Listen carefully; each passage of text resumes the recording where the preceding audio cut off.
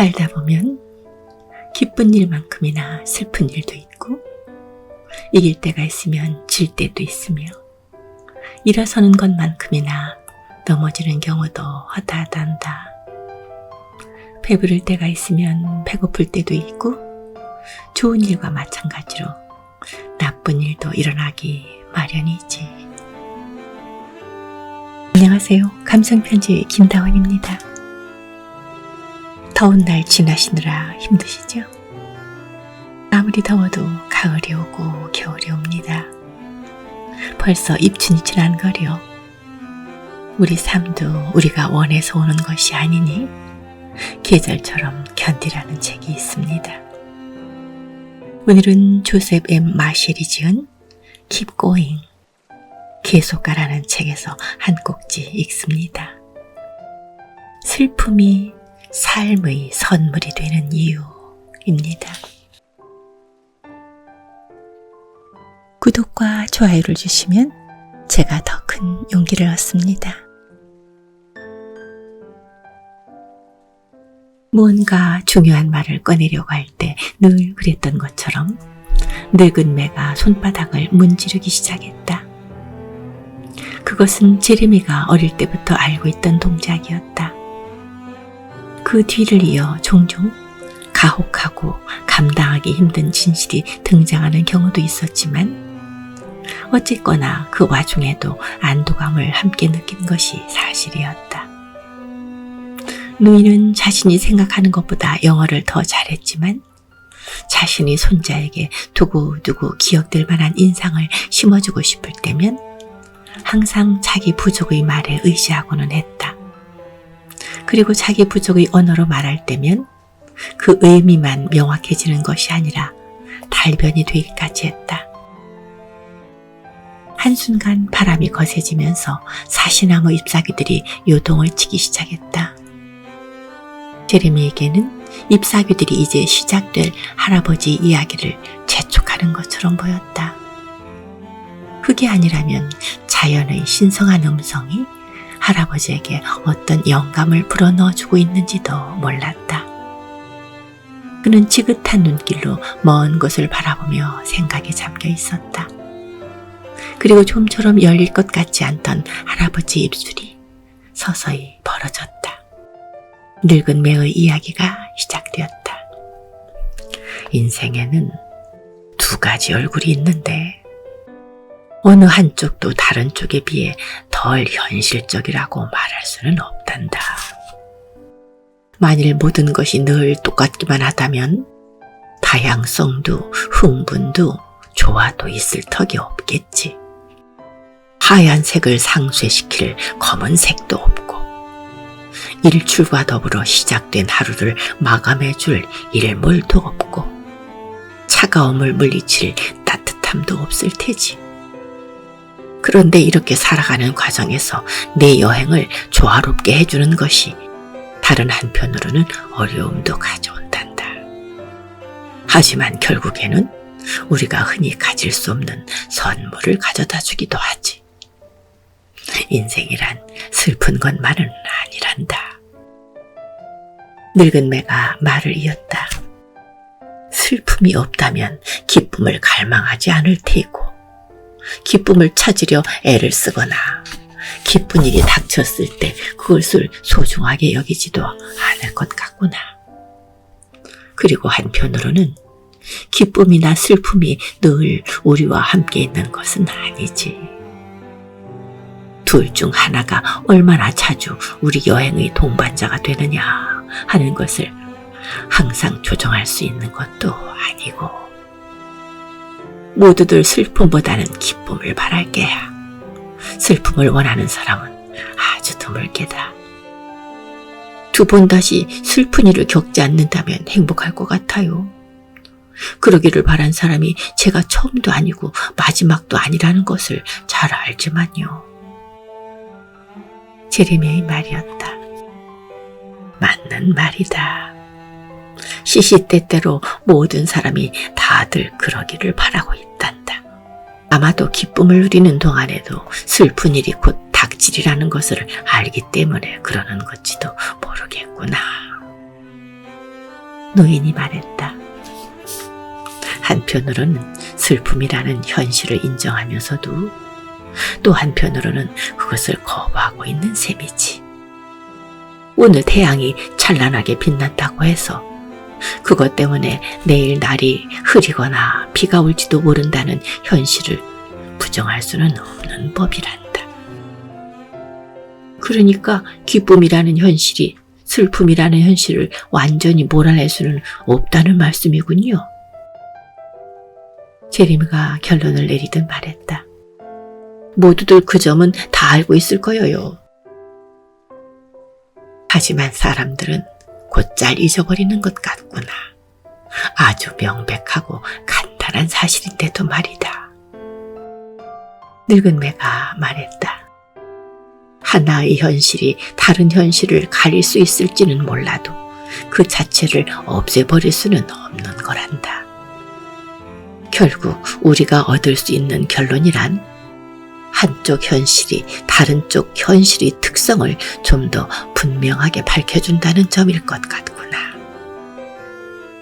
져봐야 이기는 것에 대해 감사할 줄 아는 것처럼 말이죠. 물론이지. 지는 일이 없다면 이기는 게 도대체 무슨 소용이 있겠니? 늙은 매가 미소를 지으면서 담배 쌈지와 담배 싸는 종이 뭉치를 셔츠 주머니에서 꺼냈다. 그러더니 채 1분도 걸리지 않아서 붉은 버드나무 속껍질을 말려서 빻아 만든 담배를 말았다. 이제는 더 이상 붉은 버드나무 속껍질을 담배로 사용하는 사람도 없었고 그런 사실을 아는 사람도 드물었다. 하지만 노인은 그런 부류의 사람이었다. 늙은 매는 다른 사람들이 오래전에 잊어버린 구닥다리 물건과 고리타분한 방식을 잘 알고 있었다. 그가 담배에 불을 붙여 한 모금 길게 빨아들이더니 눈을 가느스름하게 뜬 채 초원 너머를 바라보며 연기를 천천히 내뿜었다.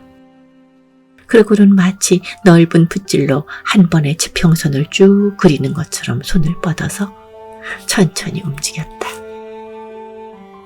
내가 소시적에 이 지역에 살던 마지막 늑대가 사냥꾼이 손에 죽었단다. 이 땅에 새로운 사람들은 오랫동안 품고 있던 늑대에 대한 막연한 두려움도 함께 가지고 왔더구나. 그 사람들은 늑대가 살생을 좋아하고 남을 해치는 걸 잘하기 때문에 늑대를 성공적인 사냥꾼이라고 생각했고 아직도 그렇게 생각하고 있어. 그들에게 있어 늑대란 그저 흉악한 놈일 뿐이고 따라서 죽여 없애야 하는 짐승이었단다. 하지만 그들은 늑대가 사냥에 성공한 경우보다 실패한 경우가 더 많다는 사실을 알지 못하고 있더구나.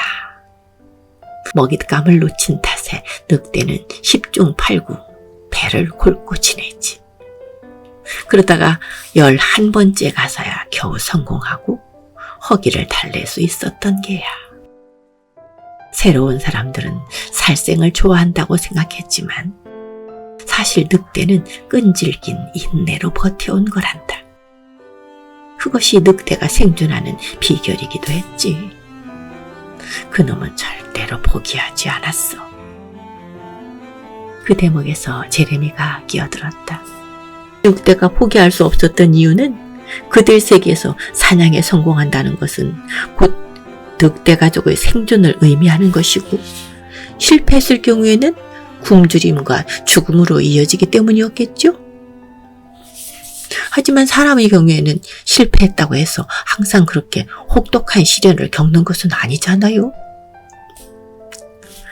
늙은 매가 신중하게 고개를 끄덕였다. 그래, 실패한다고 해도 죽음처럼 지독한 재앙이 따르는 일은 별로 없다는 게 대체로 맞을 게다. 두 발로 걷는 인간에게는 실패가 늘 그렇게 가혹한 것만은 아니지. 하지만 실패는 우리의 사기를 저하시키고 노력하고자 하는 열정을 꺾어버릴 수 있단다. 우리도 늑대와 마찬가지로 몇 번을 실패하든지 간에 포기하지 않고 끝까지 성공을 추구하다 보면 결국에는 좋은 결과를 얻을 수가 있지. 늑대가 일찌감치 깨달은 것처럼 성공으로 얻게 되는 여러 가지 보상 중에 두 가지 점에 가장 중요하단다. 성공이 실패를 덮어줄 뿐만 아니라 용기를 북돋워준다는 점이지. 바로 그런 법이란다. 늙은 매가 담배를 한 모금 깊이 빨아들이고 난 뒤 뒤꿈치로 비벼 껐다. 그러고는 한참 동안이나 벌판 너머를 응시했다. 그러다가 제레미가 막 조바심을 치기 시작하려는 순간 노인이 그를 향해 고개를 돌렸다. 넘어지지 않고서야 언제 일어서야 하는지를 어떻게 알겠느냐. 늙은 매가 말했다. 굶주려 보지 않고서야 어떻게 풍요로움에 대해 감사할 줄 알겠느냐. 악이 없는데 어떻게 선을 판단할 수 있을까? 죽음이라는 결말이 없이 어떻게 삶에 대해 감사할 수 있을까? 마지막 질문에 송곳으로 찌르는 듯한 슬픔을 느낀 제레미가 흐느낌을 억누르고 눈물을 삼키기 위해 심호흡을 했다. 내 아비는 우리 곁을 떠났다. 늙은 매가 부드럽게 말을 이었다. 병으로 앓던 끝에 죽음이 찾아왔기 때문이지. 내가 만일 내 아비의 죽음을 둘러싼 상황을 깊이 생각할 때면 내 아비가 어떻게 살았는지도 아울러 상기해야 하느니라. 어려운 일들, 그러니까 슬픔이든 배고픔이든 가난이든 질병이든 아니면 죽음이든지 간에 그것들을 자신의 삶 속으로 초대하기 때문에 일어나는 경우란 좀처럼 없는 법이란다. 하지만 삶이 내 여정 한복판에 역경을 갖다 놓았다면 너는 그것으로부터 강인함을 배울 기회를 얻게 되어 있단다. 그것이야말로 눈에 보이지 않는 선물이지.